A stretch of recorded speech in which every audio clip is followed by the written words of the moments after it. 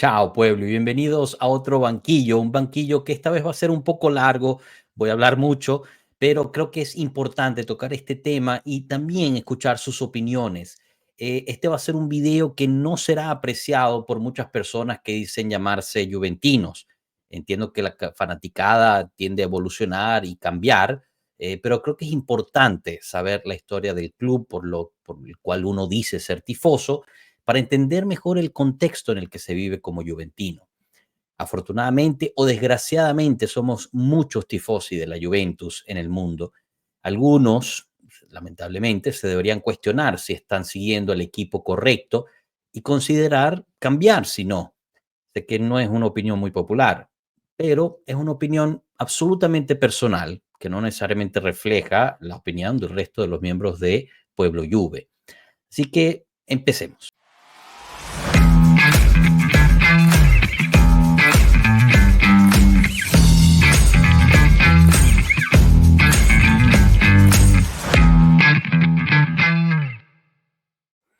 Y bueno, antes de entrar de lleno en el argumento de hoy, me gustaría pues recordarles dejar ese me gusta, suscribirse y compartir para que este mensaje llegue a la mayor cantidad de personas posible, pero más que todo me gustaría recordarles que dejen sus comentarios, porque sinceramente, al ser una opinión muy personal, me gustaría saber qué opinan ustedes. Así que, si me permiten, déjenme dar, digamos, mi caso, ¿no? Mis evidencias de por qué estoy diciendo lo que estoy diciendo. Y me gustaría empezar con resaltar que desde casi 20 años la Juventus está siendo investigada constantemente y perseguida por quienes solo pueden excusar sus carencias deportivas de una sola forma: la Juventus roba. Empiezo desde el 2006, Calciopoli. Empiezo el conteo, ¿no? La descripción del por qué estoy diciendo esto en esta fecha, porque creo que es el evento que la mayoría de ustedes recordarán, algunos, muchos de nosotros lo vivimos, pero sepan que este tipo de persecución, este tipo de falsa información, de parcialidad en términos de cobertura de la Juventus ha sido constante desde muchos años atrás, desde los 80s, 90s, etcétera. Les recuerdo que para un análisis en detalle de lo que pasó en Farsópoli, los invito a que vayan a ver nuestro segmento de True Calciopoli, el cual voy a dejar una tarjetita ahí. Eh, Sinceramente y con todo respeto, hoy en día no existe mejor resumen en español de todas las incongruencias que pasaron en Farsópoli que nuestro Tucarchópoli, así que realmente vale la pena que pasen a verlo. Después del 2006 y todo lo que pasó durante ese tiempo, el cual se explica en estos videos, la siguiente, digamos, más resaltante, quizás que llame mucho la atención, es en el 2011, donde investigan a la Juventus sobre el acero utilizado en el Juventus Stadium. Quizás algunos de ustedes recordarán eso cuando se estaba construyendo el Juventus Stadium. Obviamente no encontraron ningún problema. El Juventus Stadium no solamente fue construido con éxito, sino sigue ahí parado contra lo que decía mucho de la prensa. En el 2012 se suspendieron a Conte y a su viceentrenador por apuestas que ellos argumentaban no habían hecho, nunca pudieron defenderse, terminaron haciendo un acuerdo con la Fitch, pero eran apuestas que supuestamente habían hecho mientras entrenaban al Siena. Obviamente ya en el 2012 Conte había sido campeón con la Juventus.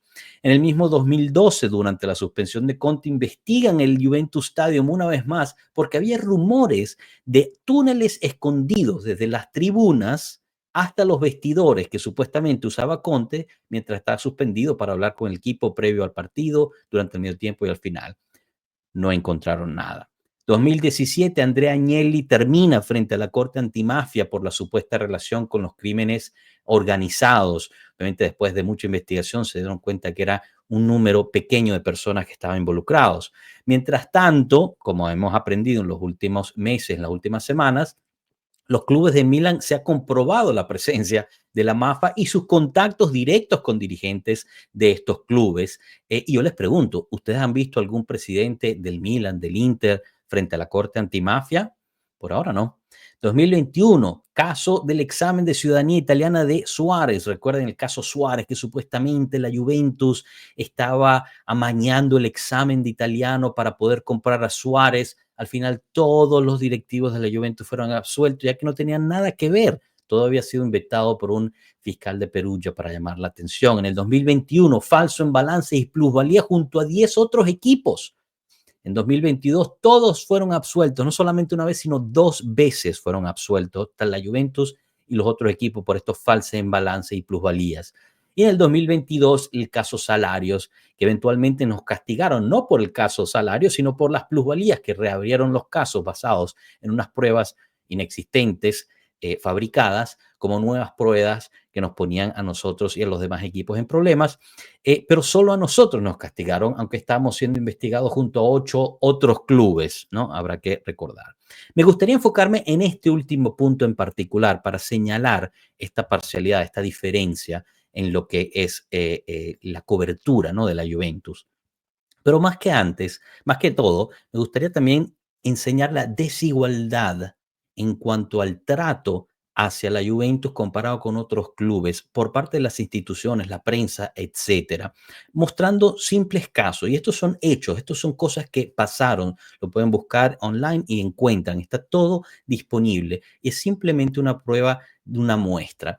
Empezando, por ejemplo, con el 2002. Y ustedes dirán, wow, mucho, mucho tiempo. En efecto, en 2002, el Calcio sufría un problema gravísimo de deudas, con muchos clubes importantes al borde del fracaso. Para darle algunos números, el Inter tenía deudas de 319 millones de euros, el Milan 242 millones, la Roma 234 millones, Lazio 215 millones. Todos los clubes involucrados, excepto la Juventus, hicieron un pacto con la Fitch llamado el Decreto Salva Calcio, donde se les permitió extender por 10 años, el patrimonio de jugadores para que sus libros pudieran balancear. Ojo, ¿ok? Cabe resaltar, y esto es importantísimo, que en el 2002 Galliani era presidente de la Lega Serie A, mientras también era presidente del Milan. ¿Algún conflicto de interés? Nadie se lo preguntó en el momento. Entre 1999 y 2002 también, otro de los ejemplos, el Milan y el Inter se intercambiaban jugadores generando plusvalías ficticias que algunas estimaciones llegan hasta 80 millones de euros, entre jugadores que quizás a veces ni cambiaban de camiseta y nunca tuvieron una carrera profesional. Estos intercambios llegaron a su fin en el 2002 cuando un portero del Milan denunció que él no había firmado los documentos de transferencia al Inter ni el nuevo contrato con el Inter. Los clubes fueron investigados y el Inter y el Milan pactaron con la Fitch pagando una sanción de 90.000 euros cada uno. Ninguna penalización de puntos o suspensión de sus directivos. Recuerden esta notita, 90.000 euros de multa cada uno, ninguna suspensión de puntos, ninguna suspensión de directivos. Para que después no digan que es que yo la tengo agarrado con el Inter, que soy un llorón, que la tengo agarrado con el Milan. En el 2019 hubo intercambio de jugadores que ni siquiera cambiaban de equipo, entre el Cesena y el Chievo. 3 puntos de sanción para el Chievo, 15 puntos de sanción para el Cesena. Pero los 15 puntos de sanción para el Cesena también incluían las plusvalías, tenía una bancarrota, un desequilibrio financiero, ilegalidades tributarias y muchas más cosas. En el 2022, el falso en balance del Napoli en el caso Osimhen. Intercambio con el Lille por Liguri, Manzi y Palmieri, valorados en 4 a 7 millones cada uno. Ninguno fue a Francia, uno de ellos ya no juega, los otros dos están en categorías amateur con una valoración, según las fuentes, digamos, esta Transfer Market, etcétera, de entre 100.000 y 200.000 euros cada uno. Increíble la diferencia.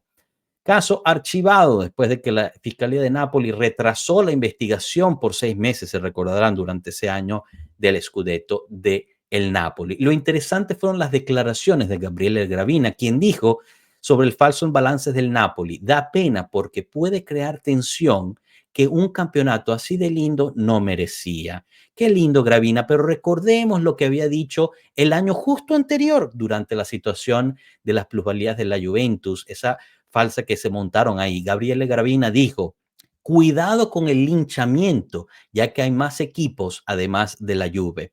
¿Qué quiere decir, presidente? O sea que si era solo la Juve, el linchamiento estaba bien, se podía ir adelante con linchar a la Juve mientras los demás clubes no fueran perjudicados. Al final, más o menos pasó eso. En junio del 2022, otra más de las muchas ejemplos que les traigo aquí, el director deportivo del Sassuolo públicamente admite de haber ayudado a la Roma con dos compras de Missori y Volpato por 10 millones de euros antes del cierre del año contable para ayudar a la Roma a balancear sus libros porque tenía que sanar una cuenta de 30 millones en negativos de sus libros para no caer en problemas. Ninguna investigación, ningún drama en prensa, no pasó absolutamente nada.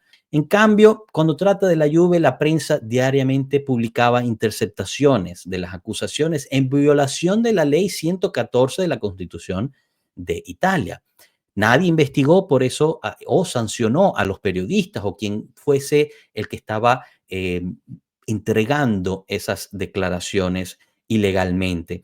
Y no es como si no supieran que la ley existe, porque cuando el equipo legal de Ronaldo pide ver las cartas sobre lo que se está diciendo en las prensas, se le niega con la excusa de que violaría la ley 114. Entonces la prensa puede ver y publicar todo lo que quiera, pero uno de los individuos supuestamente involucrados en los casos que se está diciendo que hay, no lo puede ver. Lógica espectacular. Para resumir, las supuestas plusvalías ficticias de la Juventus en los 3 años que argumentaba la acusación, que por cierto eran jugadores que cambiaron de equipo, han sobresalido en sus equipos y continúan su carrera profesional, no como aquellos que fueron por intercambio de Osimhen que desaparecieron. Lo que argumenta la acusación es que había sido un balance positivo, un beneficio para la Juventus de 60 millones. Así que, si vamos un poco más al grano, era de un 3.6% de los ingresos reportados por la Juventus en el mismo periodo. O sea, 60 millones equivalían a 3.6% de los ingresos.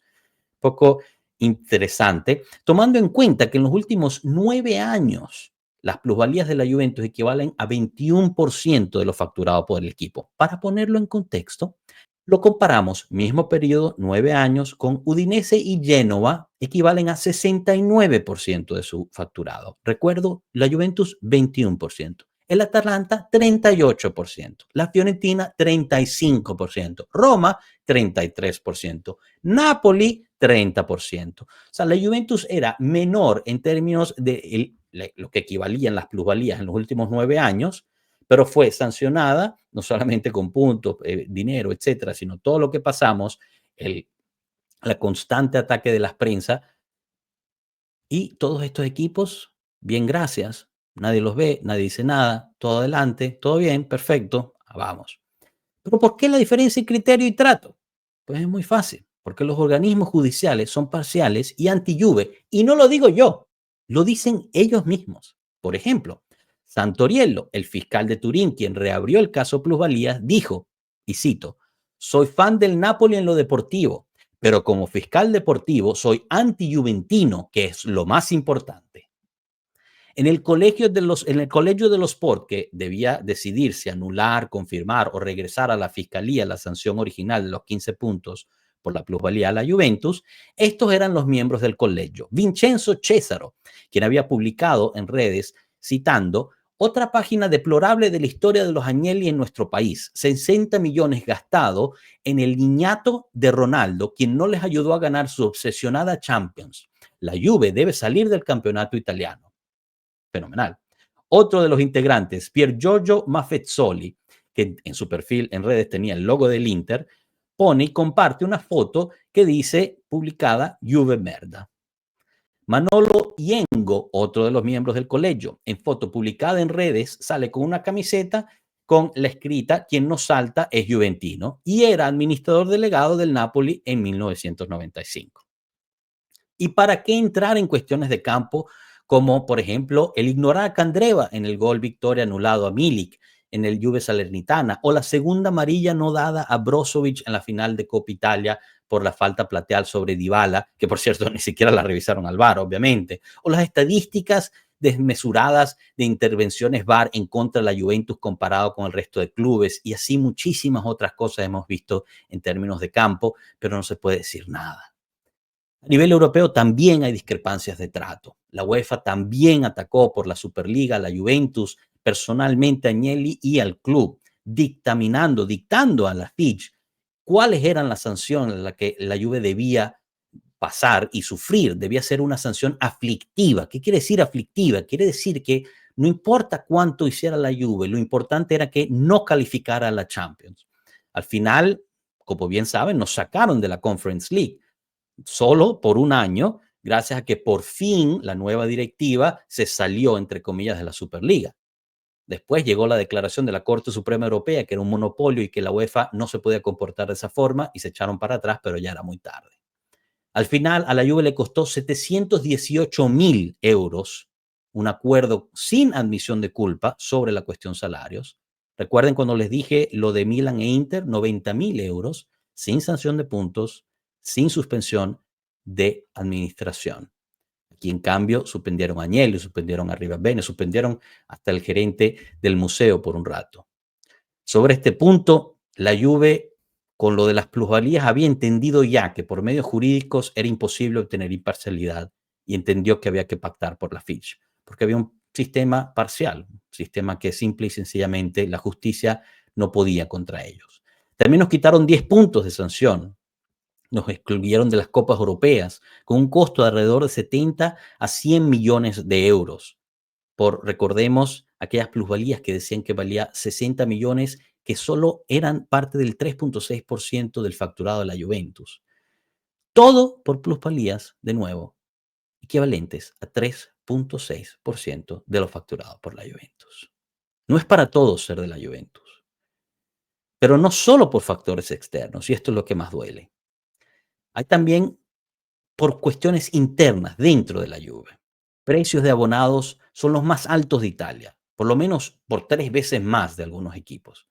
Beneficios de los UFCs, tanto nacionales como internacionales, son limitados al comprar boletos. Prácticamente solo te ofrecen las tribunas, que son los boletos más caros. Es difícil encontrar boletos baratos, aún siendo de UFCs. También te puedes hacer miembro de las diferentes membresías de la Juventus, además de ser UFC, al final sigue siendo un costo incremento para uno que es tifoso, especialmente si viene de un país que quizás los ingresos no son muy altos. Para entrar al estadio necesitas la identificación de tifoso. También necesitas la J-Card si te van a transferir un boleto que alguien más haya comprado y te está revendiendo. De llevar toda la documentación al estadio, esto lo viví a flor de piel, además de una identificación gubernamental para poder entrar, aunque seas menor de edad. Si las mercancías es algo que te gusta y te gusta comprar la mercancía de la Juventus, fenomenal, pero está toda sobrevalorada, pero no está bien suministrada. Que aún pagando cargos de envío importantes, tienes que esperar alrededor de un mes para que te llegue, si es que te llegue. Programas de viajes a finales programados por el club, por la misma Juventus, mal organizados o sobrevendidos, con tifosi dejado a la deriva en Turín y o en el destino final. Y así muchísimos otros ejemplos. Todos han escuchado a Marco en nuestros directos hablar de eso. Así que no es para todos ser de la Juventus. Definitivamente no es para quienes dicen que la Juve debería ganar por llamarse Juve.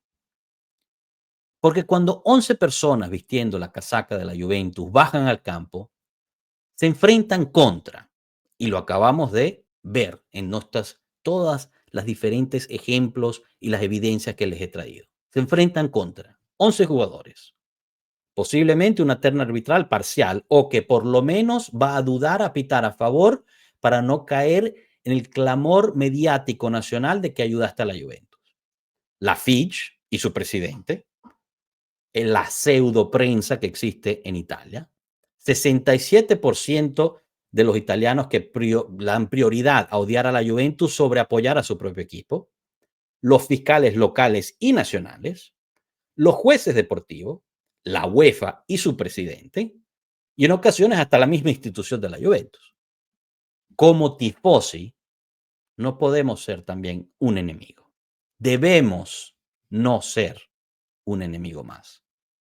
Es importante entender que todo lo previamente mencionado nunca cambiará. He llegado a esa conclusión. Nada cambiará. La Juve debe continuar ganando por encima de todo eso, como siempre lo ha hecho. Así que si piensan que la Juve debe ganar solo por llamarse la Juve, los invito cordialmente a que vayan a seguir al Real Madrid o al Inter, donde pasan esas cosas, aunque obviamente por razones muy diferentes. Una deportiva, otra por favores extracampo. Se les extrañará, obviamente, pero la Juventus estará mejor así. Merezcamos ser tifosi de la Juve. Me han escuchado decirlo antes. Seamos sus principales protectores. Y si preguntan, entonces, ¿por qué ser tifosi de la Juve? La respuesta es muy simple. Porque cuando llegan las victorias, las cuales han sido muchísimas, muchísimas en la historia, la satisfacción y alegría son inigualables, porque sabes sobre cuánta adversidad lograste el triunfo en el campo sin que alguien te lo regalara. Y sabes que tu satisfacción por el logro de la Juventus será siempre mayor a la satisfacción de los anti-Juventini cuando no gana la Juve. Y que tu frustración de la Juve cuando no gana siempre será inferior al enojo y molestia de los anti-Juve, obsesionados en todo el mundo, cuando la Juve gana. El fino a la fine no es fino a la victoria. El fino a la fine es hasta el final, en las buenas, pero especialmente en las malas. Un agradecimiento especial a Massimo Zampini por su libro Juventus, una obsesión italiana, de donde saqué inspiración y datos para este video. Espero les haya gustado, espero sus comentarios, los invito a que dejen ese me gusta, se suscriban y compartan. Me interesa muchísimo saber su opinión. Esto es una opinión obviamente excesivamente personal, imagino que mucha gente no la compartirá. Si eres uno de esos que no comparte, por favor, dime el por qué, cuál es tu punto de vista. Quiero aprender, quiero seguir entendiendo ese otro lado, el cual pues no logro entender del todo. Si compartes conmigo esta opinión, también te quiero escuchar. Quizás hay otras cosas en las cuales me faltó añadir o otros ejemplos que quizás son mejores a los que puse aquí, o quizás simple y sencillamente quieres compartir un poquito de la frustración, pero la belleza que es también ser tifosi de la Juventus. Lo dejamos hasta aquí. Muchísimas gracias. Hasta luego, pueblo.